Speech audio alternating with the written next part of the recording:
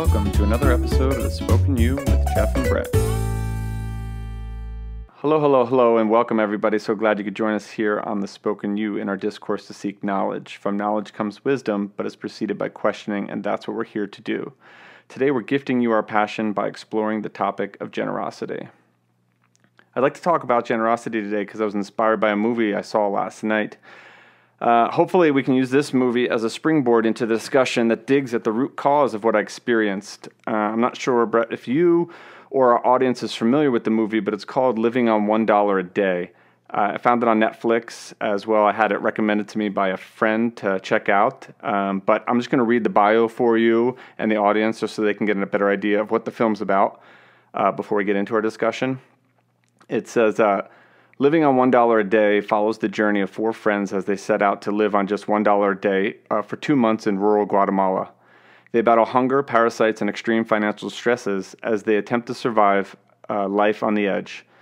An unimaginable reality for most young Americans, the challenges they face are real and plague over 1.1 billion people around the world. While the friends quickly learn there's no easy answer, the generosity and strength of Rosa, a 20-year-old woman, and Chino, a 12-year-old boy, give them resilient hope that there are effective ways to make a difference. What I was most struck by was something about the boys that they got out of the experience that they probably didn't think they would encounter upon entering the journey. They came from a background of economics and wanting to study socioeconomical issues of poverty, and they quickly found out that they needed to, instead of study that, realize that they were being helped out by a lot of the locals because they were in some financial serious trouble. They were welcomed into the home of complete strangers. They turned to the family that showed them more efficient methods of cooking, buying, as well as treated them to a twice-a-year special meal, even though the family was living on the brink themselves.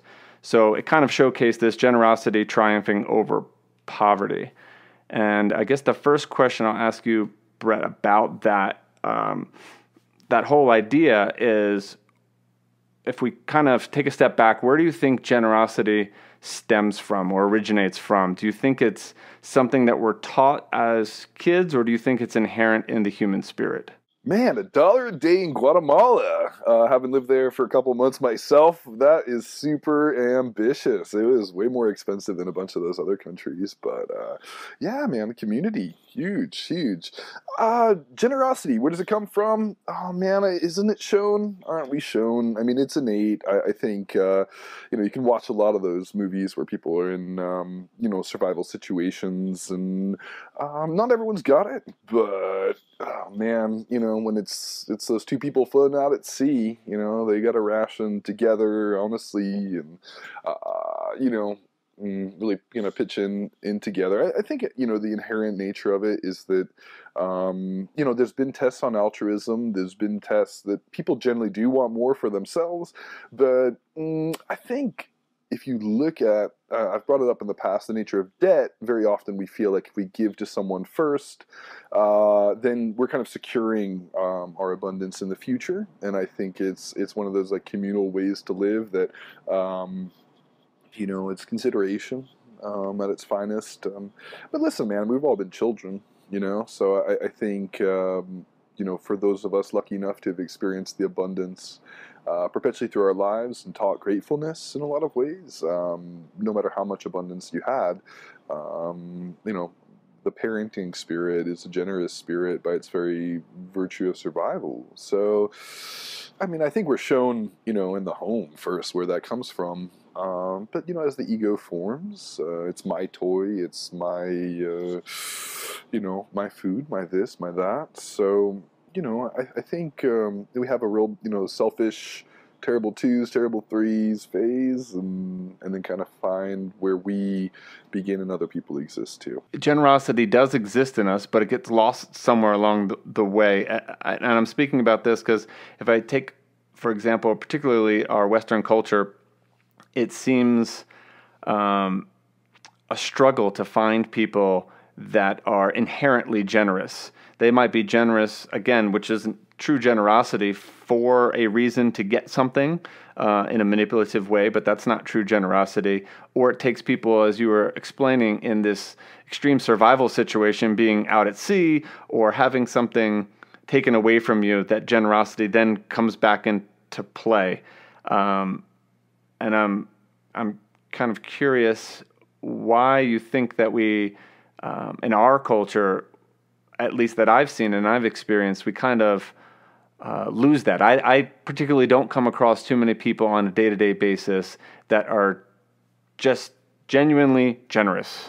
Sure. Oh man, I think it's one of those things that seems to transcend economic situations in a lot of ways. There's simply generous spirits, and there simply aren't. As a young guy traveling around the country, people opened up their doors and shared home, food and things of that nature.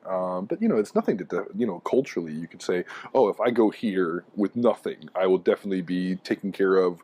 Obviously, hospitality. There's cultures. I think like Uzbekistan is considered one of those cultures that are particularly hospitable for people who I've met who were riding their bicycles across the country. I'm sorry, the continent. But or hitchhiking for that matter.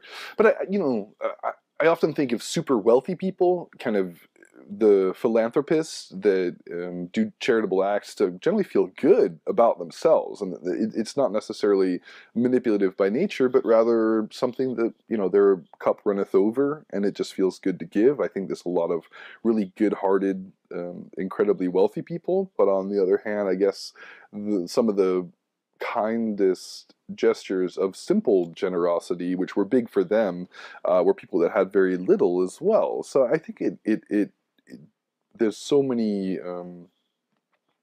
elements beyond one's actual reservoir of possessions that would lead a person to being truly generous. But I think culture does help. I think there's definitely cultures that are far more nourishing or evocative of come on in, let me share some tea, let me give you a place to stay kind of places. So it does depend, indeed. Well, I think that touches on a point that we've both experienced in our past. And to me, there is something about travel that inherently brings out generosity.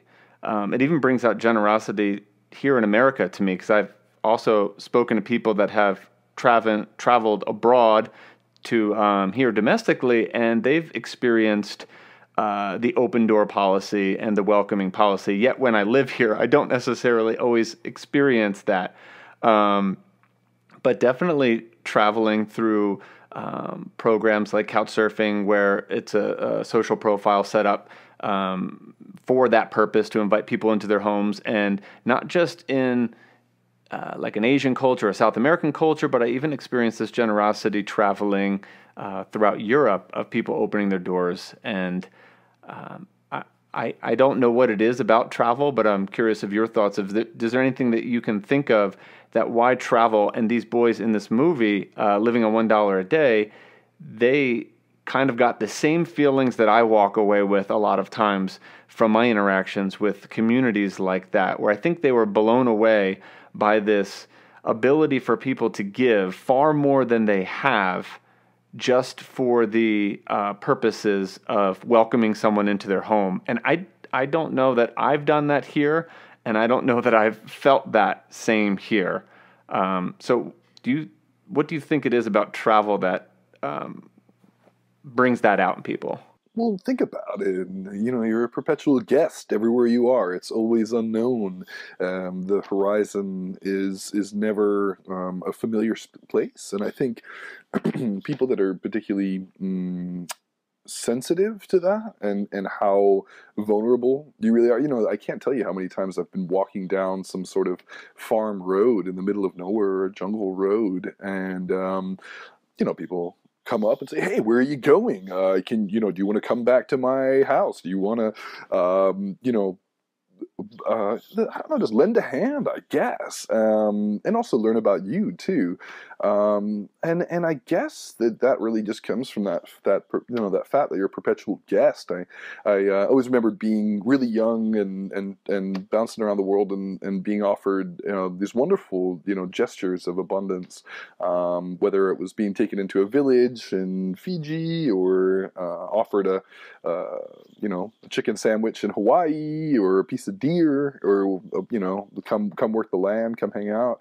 Um, all over the place. And I think it's because you're a guest, you're available, you're open. And I think when we walk around our own town, we have our coffee shop, we have the places that we frequent, and that level of familiarity, having seen our face repeatedly, often, kind of doesn't allow for that dialogue because people don't really, see you as a person that's a guest. I'm glad you took it there because that was the next thought in my head. So if we kind of put travel aside, where we're internally as a guest, we now take a look at how we live our normal day-to-day lives, which is in the direct community we're involved with. We're not a guest any longer.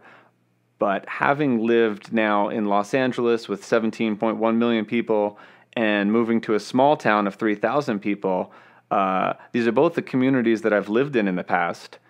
But the smaller town community, I notice more of a welcoming atmosphere, people being generous with, if they had hunted and they have extra meat, they're willing to give it to us. Jarring goods, they're willing to, just give over. No questions asked, but it's more of that kind of look after your own tribe, smaller community feel. And you being in New York City, I'm wondering what your experiences are on a big, huge scale, biggest stage in the world as far as generosity goes. Do you think a big city hardens people more, or in Los Angeles, do you feel maybe I just didn't get into that right type of community to get that generous feel? I mean, is New York a generous place? I mean, listen, man, it's a landscape of straight lines. It's inorganic. It's the projection of the mind that's funded and maintained by money, ultimately. So I don't even think it. I mean, of course, there's wonderful charities and people walking down the street helping out the homeless, and making grand gestures of cooking food and giving blankets and whatnot. But I think that, in general, and this is globally speaking, you're going to see more poverty often in cities, and I think that that generosity, is what is the blanket that, in many ways, is given in more rural communities and tribal communities and villages, because you don't have 200 homeless people sitting in Skid Row in Portland, and the when you're walking with that sandwich that you haven't eaten, you're not generally looking to feed everybody. There's a lot more of it, and there's a lot more neediness of sharing that generosity. And I'm one who gives food freely to folks, but I often feel like people can be too generous too. I think sometimes people in cities, there was a story a couple of years back of when I was living in Philadelphia of a woman who had, I think they had followed her, and this journalist, and she ended up, they followed her to where she was like hiding her money, and I think they found something like $55,000 that she had saved up in that year from panhandling. So I think there's a dubiousness to a lot of. I mean, I've heard tons of stories where people make more money spare changing than they do in a proper job if it's tax free.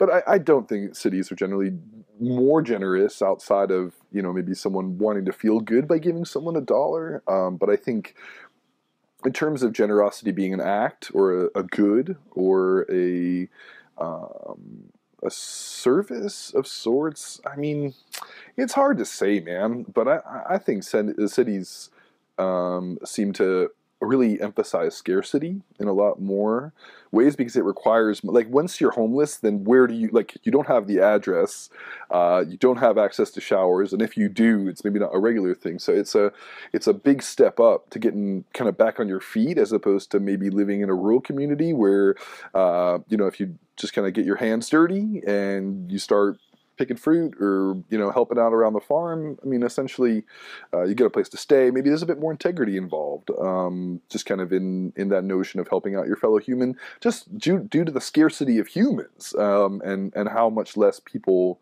per capita need. Now, we talked earlier about cultures, and do cultures inherently are more generous than not?